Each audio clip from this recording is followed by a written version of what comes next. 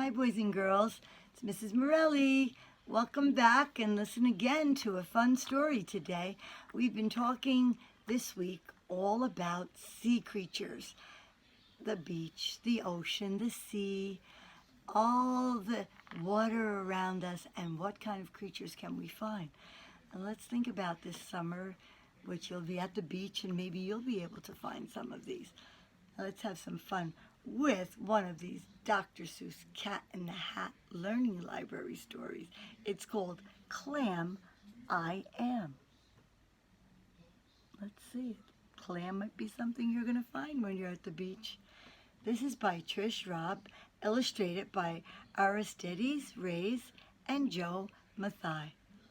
Let's have some fun finding out what you can see at the beach and in the water. Hello, I'm the fish. To the beach let us go. The Fish Channel asked me to star in a show. It is called Fish and Friends. You can be in it too. Your mother will not mind at all if you do. There he is. The fish is telling the story.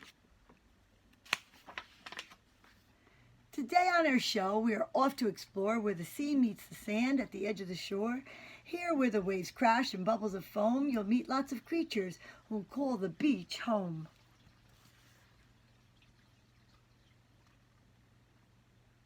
They are. Meet my friend Clam-I-Am. She would like to say hi. She lives in the sand. She's a little bit shy. Clam-I-Am has two shells. They have rings, you see here. Rings show much she has grown every year. See? There's the rings in the clam, and it shows how much she has grown. See this hole in the sand? Well, thing one, and I know it means there's a clam in the sand down below. A clam has one foot that helps it move about. Clams pull salt water in and spit salt water out. Pretty cool. You see the little hole and you know the clam is underneath.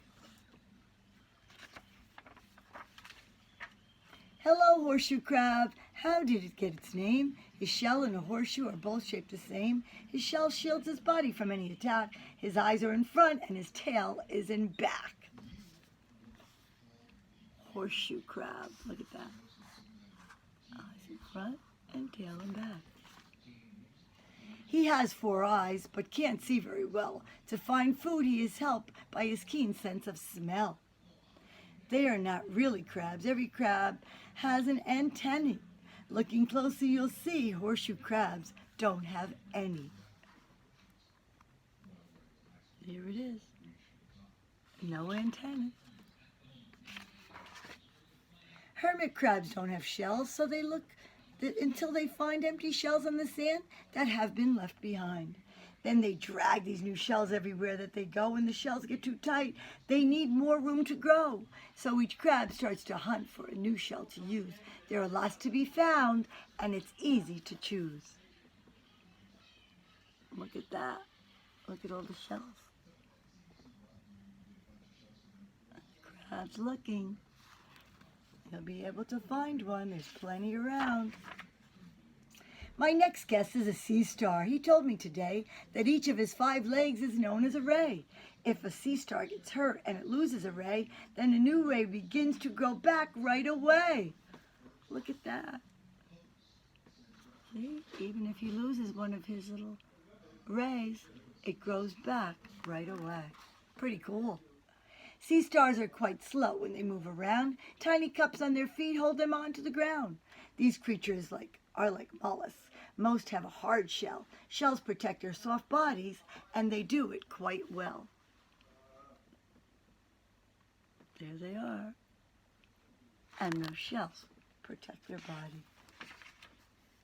Seaweed doesn't have roots. It grabs rocks and holds tight. Some seaweed grows up where it gets the sun's light.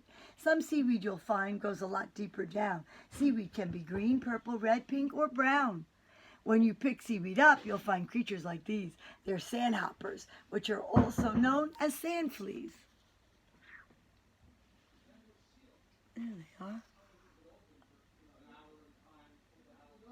Cool. sea creatures in the seaweed. Seagulls fly near the ocean, their cries fill the air. If you're eating your lunch, they are hoping you'll share. We learned this about seagulls. Would you ever think it? Seawater is salty, but seagulls can drink it. Wow. Too salty for us to drink, but the seagulls love it. They're not fuzzy eaters. They think it's a treat if they find some dead fish or some garbage to eat.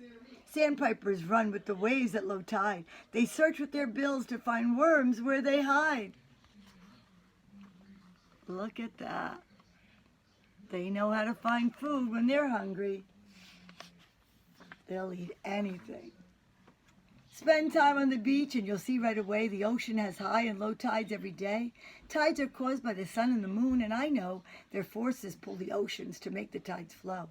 At low tide, the water pulls back from the shore. At high tide, it is back where it started before.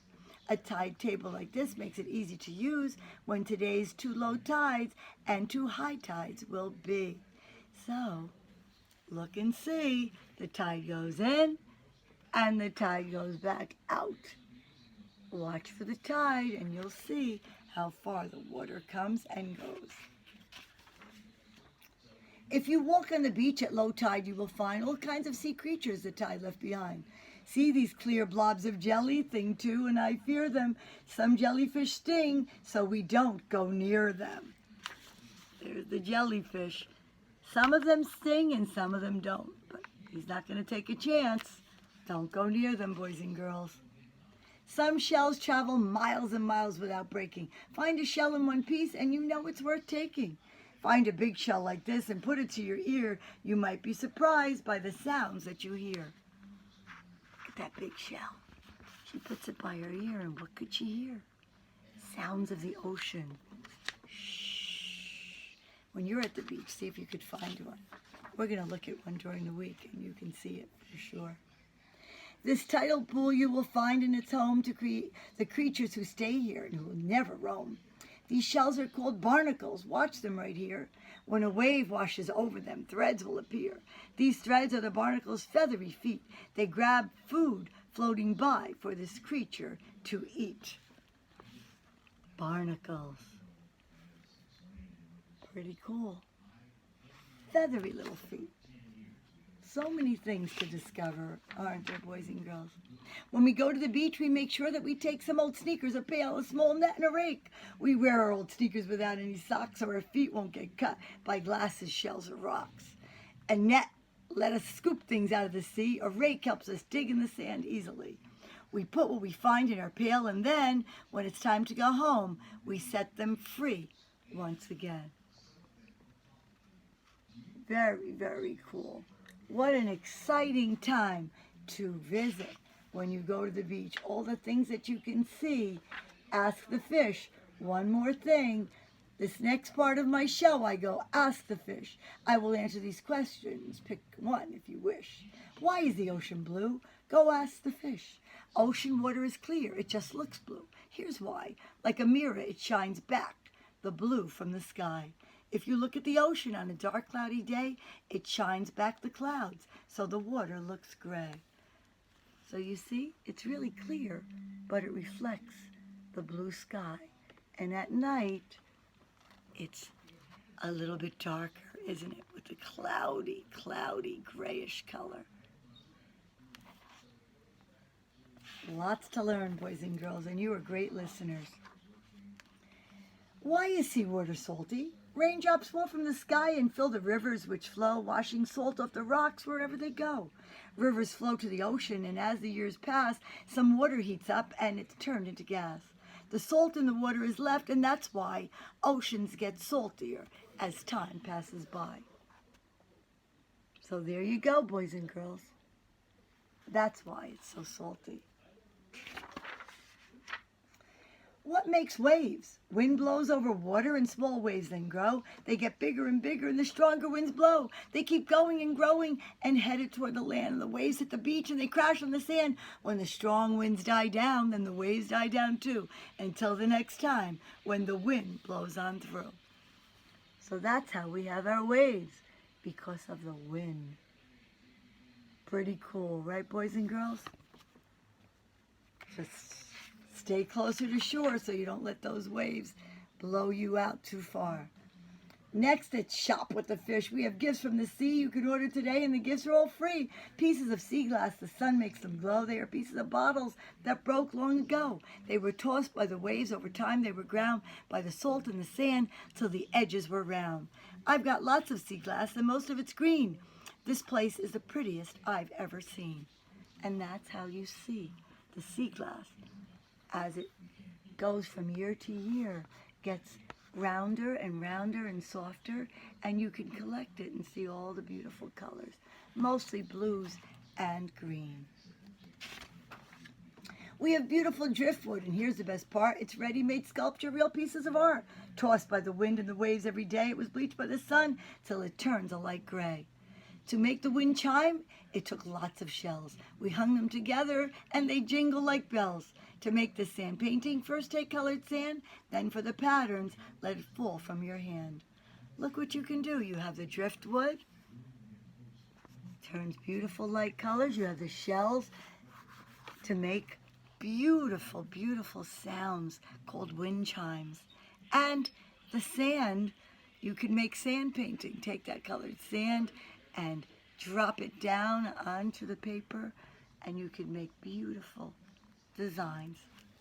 Very nice, boys and girls. What a cool story. Oh dear, our show's over. We must hit the road. Please join us next time for a new episode. Come back to the beach. You will smell the salt air, hear the cry of the gull, feel the wind in your hair. You will find a seashell to hold in your hand, build a high castle, dig your toes in the sand. Everywhere that you look, you'll find creatures galore. When you look even closer, you'll find even more. There you go, friends. What a great, great time. And all the things that we can discover when we are at the beach. So keep looking closer every time you're there, boys and girls, and you might find something special. Dig your toes in that sand and feel how cozy it is. The end. Very nice, boys and girls, and a lot of fun with our Cat in the Hat's Learning Library, visiting the beach and finding all the sea creatures that are all around. Very nice, boys and girls. Clap for yourself for being such good listeners, and look for yourself when you're at the beach. See how many of these sea creatures you can find. All right, friends, great to see you again. Thanks for using your eyes to see, your ears to listen, and your big brain to learn all the things that we're doing this week, all about our sea creatures and the ocean and the sea, the water and the land all around us. All right, friends, bye-bye for now. Have a great weekend, and see you next week. Love you so much. Remember, with my heart, always how much you're in my heart every day. Catch my kiss. Bye-bye for now, friends. See you soon.